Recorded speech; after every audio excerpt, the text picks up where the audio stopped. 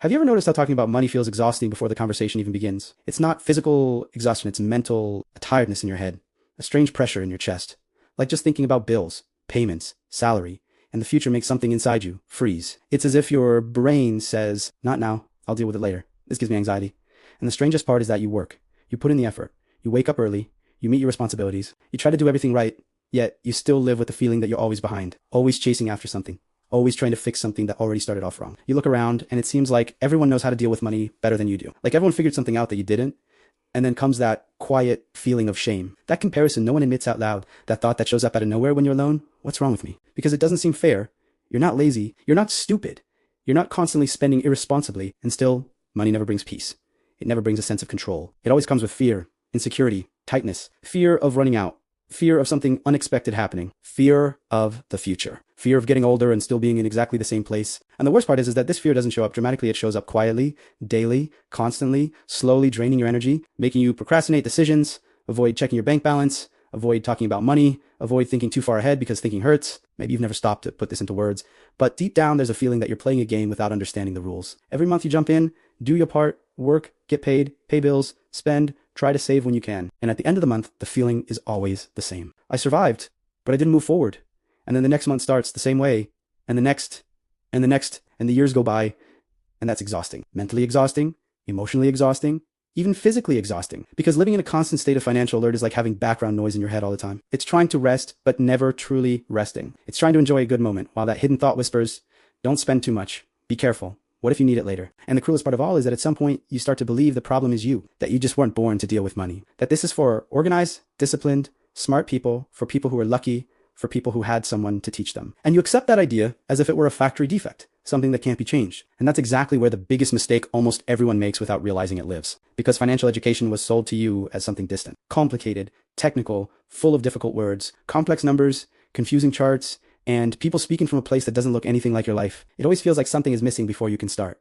You need to earn more. You need to understand more. You need to study more. You need chimi. You need courage. You need discipline. You need something you don't have yet. And meanwhile, you keep pushing the idea of one day I'll organize my finances into a future that never arrives. But the truth is much simpler and at the same time much more uncomfortable to accept. The problem isn't a lack of advanced knowledge. It's not a lack of a degree. It's not a lack of working in finance. The problem is that no one ever taught you the basics in a way that spoke to your reality. No one ever explained money as something emotional. Everyday, human, it was always explained as theory, as rules, as formulas, as if you were a spreadsheet and not a tired person just trying to survive. You were led to believe that financial literacy means knowing how to invest, understanding interest, using complex language, following the market, mastering concepts. But in practice, financial literacy starts long before that. It starts with how you think about money when you wake up. It starts with how you feel when you pay a bill. It starts with how you decide whether to spend or not spend. It starts with how you deal with guilt, fear, comparison, and expectations. Money in real life is not a math problem. It's an emotional problem. It touches insecurity, self-esteem, sense of self-worth, fear of failure, fear of depending on others. And while that isn't acknowledged, nothing truly changes. You might try to follow random tips, make a budget for a month, save a little another month, but everything falls apart at the first bigger emotional pressure. An unexpected expense, a hard month, accumulated exhaustion, a feeling of, I deserve this. And just like that, you're back in the same cycle only now, with even more guilt. And maybe the most unfair part of all this is that no one ever stopped to tell you that you don't need to become a different person to change your financial life. You don't need to be obsessed with money. You don't need to count every penny. You don't need to love numbers. You don't need to understand complicated terms. You don't need a grand, elaborate plan. What really changes the game are small habits so small. They seem insignificant when viewed in isolation, but when repeated consistently, they reorganize your mind, your behavior, and over time, your reality. Small habits that don't require constant motivation, don't demand extreme willpower, and don't require you to stop living. And that's liberating because it completely changes the narrative. It's no longer I'm bad with money. It becomes no one ever showed me a simple path. It's no longer I failed. It becomes I never had a system working in my favor. When you understand this, something starts to ease inside. Not because the problems disappeared, but because guilt begins to step aside. And without guilt, you can see more clearly. You can think with less fear.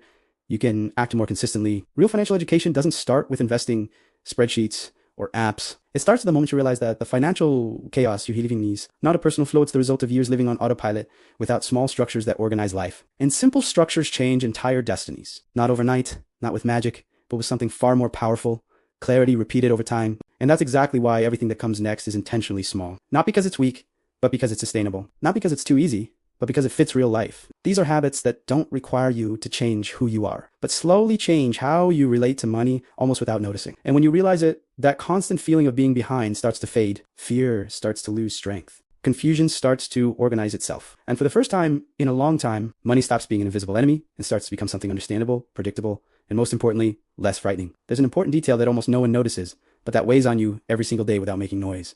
The mental exhaustion caused by money. It's not just the money itself, it's the constant thinking about it. It's opening your banking app and feeling your stomach tighten. It's seeing a billing notification and feeling your body react before you even understand what it's about. It's avoiding conversations about the future because any plan feels too far from your current reality. This exhaustion doesn't show up as a crisis, it shows up as postponement. You postpone looking at the numbers, you postpone organizing, you postpone deciding, you postpone talking, and meanwhile, your financial life keeps happening without you being in control. Money comes in and goes out. Decisions are made on impulse, in a rush, or out of fear, and you're just reacting. This creates a constant feeling of putting out fires. Nothing feels planned. Nothing feels solid. Everything feels temporary, fragile, insecure, and living like that comes at a high cost. It costs energy, sleep, focus. You try to concentrate on other areas of life, but money is always there, taking up space in your head like an open tab you never close. And the cruelest part of this process is that the more mentally exhausted you are, the less capable you become of making good financial decisions. It's a silent cycle. Money exhausts the mind. A tired mind makes worse decisions. Worse decisions create more financial problems, and the cycle continues. Not because you want it to, but because no one ever taught you how to pause, simplify, and create clarity. On the contrary, you were taught to believe that if you can't handle it, it's because you didn't try hard enough. And that creates guilt. And guilt paralyzes. Guilt makes you avoid even more. And the more you avoid, the farther away any idea of financial organization feels. That's why, before any practical habit, there's an important internal shift, understanding that clarity doesn't come after money is left over. It comes before. Clarity is not a reward. Clarity is a tool. Even when the numbers are bad, looking at them calmly reduces anxiety because it takes money out of the imaginary realm and puts it into reality. What's unknown is scarier than what's difficult. And it's exactly at this point that a shift comes in that changes everything. But that almost no one makes, realizing that your money doesn't just represent numbers, it represents time from your life. Hours you'll never get back. Days you spent away from home, tired, making an effort, dealing with pressure, waking up early, putting up with things you might not even like that much. When you don't know how much an hour of your life is worth, you spend time without realizing it. You trade time for things without feeling the real weight of that exchange. And it's not because you're irresponsible, it's because no one ever invited you to do that math for real. On paper, your salary looks distant, monthly, abstract. But when you turn it into an hourly value, something shifts inside you. Because suddenly, that expense stops being just a number on your card and becomes a piece of your life. Not in a dramatic way, but in a conscious one. When that clicks, you start to realize that many financial decisions aren't about money there, about life priorities. It's not about never going out, never enjoying yourself, never buying anything. It's about choosing with more intention. It's about understanding that every financial choice carries an invisible trade-off. And the less aware you are of that trade-off, the stronger the feeling of injustice becomes. That feeling of I work so hard and have nothing. Often, it's not that you have nothing. It's that you haven't noticed how much of your life has already been traded for things that didn't last. When you understand this, stinginess doesn't appear. Respect for your own time does. And that respect changes how you look at consumption. Debt, long-term installments, impulsive purchases made to soothe temporary emotional exhaustion. And then comes the most important deepening of this perception. Understanding that small repeated purchases are not small when you add up the time they cost. They seem harmless because they're but when you add everything together, the impact appears. Not just on money, but on life. And this isn't meant to create guilt, it's meant to create awareness, because awareness gives you back the power of choice. When you start seeing money as time, something curious happens. You start asking more questions. You question more. You pause more before deciding, not because you became a different person, but because now you understand what's at stake. And the shift in perspective is one of the pillars of real financial literacy. It's not about memorizing rules. It's about seeing what used to go unnoticed. Asterisk at this point in the video. The viewer is no longer just listening about money. They're seeing themselves. They're connecting everyday choices with exhaustion, frustration, and a sense of stagnation. They're starting to understand that it's not a lack of effort. It's a lack of simple mental structure. And this prepares the ground for the next habits, which will show how to turn this new awareness into small, practical, possible actions. Without unrealistic promises, without excessive pressure, and without needing to become an expert in anything. Asterisk, asterisk, after you start seeing money more clearly and understand the real weight of your choices. An almost automatic frustration appears. Okay, now I get it, but there's still never anything left over. And that sentence summarizes the financial experience of many people. There's nothing left over because the system is inverted. Most people live paying everyone else first and trying to pay themselves last. Rent comes, bills come, the credit card closes, groceries happen, life happens. And at the end of the month, when you think about saving something, what's left is exhaustion. There's no money left. And in that quiet sense of failure is born, as if you failed again, as if it were a lack of discipline. But it's not. It's just a system poorly designed for a regular human being. Saving what's left requires constant emotional strength, and no one can sustain that for long. Life always wins. Asterisk. Asterisk. That's why changing the order changes everything. When you pay yourself first, even if it's a small amount, you create an invisible barrier between you and impulse. The money never passes through your hands. It simply takes another path, and that brings relief. Relief, because you don't have to decide every time. You don't have to fight yourself every month. You don't have to feel guilty afterward. The habit works even in bad months, even in exhausting months, even when you are not motivated. And that's powerful, because consistency isn't born from motivation, it's born from structure. Little by little, your mind adjusts. You start living on what's left, not on what came in. And without realizing it, you begin to build something quietly, without drama. Asterisk this point is important because it touches a deep wound, the emotional relationship with money. When you decide everything manually, you put emotion into every choice, and emotion is exhausting. Emotion drives impulse. Emotion sabotages. Automating isn't losing control, it's exactly the opposite. It's taking money out of the emotional field and putting it into the automatic one. The fewer decisions you have to make, the fewer chances you have to make mistakes out of exhaustion. That doesn't turn you into a cold or rigid person. It turns you into a lighter one. Because your life already demands too many decisions. Money doesn't need to be another daily source of stress. Asterisk. And when this relief starts to appear, something curious happens. You gain mental space to look to really look, without running away, without fear. And this is where a simple but extremely transformative habit comes in. Scheduling a regular meeting with your own financial reality, not to judge yourself, not to punish yourself, but to see. Most people avoid looking at the numbers because they associate it with pain, but avoiding doesn't eliminate the problem, it only temporarily eliminates the feeling. When you create a fixed moment to look, you take money out of improvisation. You turn chaos into information, and information brings control, even when it isn't pretty. Asterisk at first, looking can hurt. You might be negatively surprised. You might notice expenses you didn't remember. You might feel shame. That's normal. Everyone goes through that. But the difference is what happens next. Because after the initial shock, clarity comes. You start to understand patterns. You start to see where money leaks. You start to understand why there's never anything left. And more importantly, you start to realize that many things are adjustable. Not everything, but some things. And adjusting some things already changes the game. This monthly meeting isn't about perfection. It's about presence. It's about stopping living in the dark. Asterisk, and the more you look, the less scary it becomes. Money loses that aura of an unpredictable enemy. It becomes something measurable, observable, something you can work with, even if just a little. And that reduces anxiety almost immediately. Because anxiety feeds on the unknown. When you know where you are, even if you don't like it, you can breathe better, think better, plan small steps, and small repeated steps are what build any lasting change. Asterisk at this point in the video, the viewer starts to feel something different. It's not an empty excitement. It's a quiet relief, a feeling of maybe I can do this. Not because everything is solved, but because now there's a possible path simple and human, a path that respects exhaustion, respects real life, and doesn't demand that you become someone else. It only asks that you stop running away and start organizing what already exists, one habit at a time.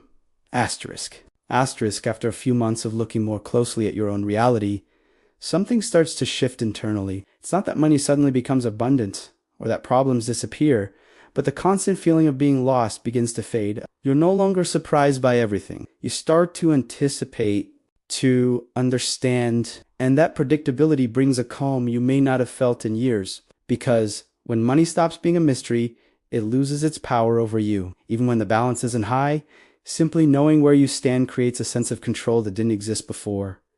And control builds confidence. Confidence in yourself, in your decisions, in your ability to handle your financial life without panicking. Asterisk at that moment, a subtle but profound shift happens in how you see your expenses. Before, everything felt the same. It was all just money going out. Now, you start to notice that there are expenses that only soothe the present and expenses that build the future. And there's no absolute right or wrong in that. The problem isn't spending. The problem is spending without awareness. When you begin to mentally separate these two things, your decisions change. Not because someone told you to, but because you see the consequences. You start to understand that some choices drain your financial energy month after month, while others, even requiring effort now, give something back later. And this distinction completely changes how you relate to consumption. Asterisk, you begin to notice that many things you thought were normal actually hold you back. Long-term installments, high fixed commitments, impulsive decisions that drag on for years. Not because you messed up, but because no one taught you to think about cumulative effect. When that clicks, you don't need to sell everything or deprive yourself of living. You simply start choosing with more intention. And intention is what separates those who build from those who just maintain. Your financial life stops being a constant effort to stay afloat and slowly starts moving in some direction. And it's exactly here that many people realize something that was missing the whole time. The feeling of progress. Because without measuring, everything feels stuck. You work, pay bills, organize a little better, but feel like you're not going anywhere. When you start tracking your situation more broadly, looking at what you have and what you owe, not to compare yourself, but to observe your own trajectory, something changes. You start to see progress that used to go unnoticed. A smaller debt, a reserve that starts to exist, a small but growing net worth. This changes the internal narrative. There's no point turns into it's slow, but it's moving. That feeling is powerful because it fights one of the biggest enemies of financial organization, giving up. Most people give up not because they can't do it, but because they don't see results. When you start visualizing progress, even if it's small, you feel more motivated to keep going. Not for a momentary excitement, but because it makes sense. You realize your choices are connecting, that small habits are starting to work together, that there's a logic behind the effort, and that restores dignity to the process. You stop feeling like someone trying to get organized and start feeling like someone building something at your pace, in your own way. Up to this point, the viewer is no longer just absorbing information. They're recognizing themselves in a possible journey. They start to feel that money can be less heavy, less threatening, less confusing. And this shift in perception is what sustains everything that comes next. Because now it's no longer about surviving the month.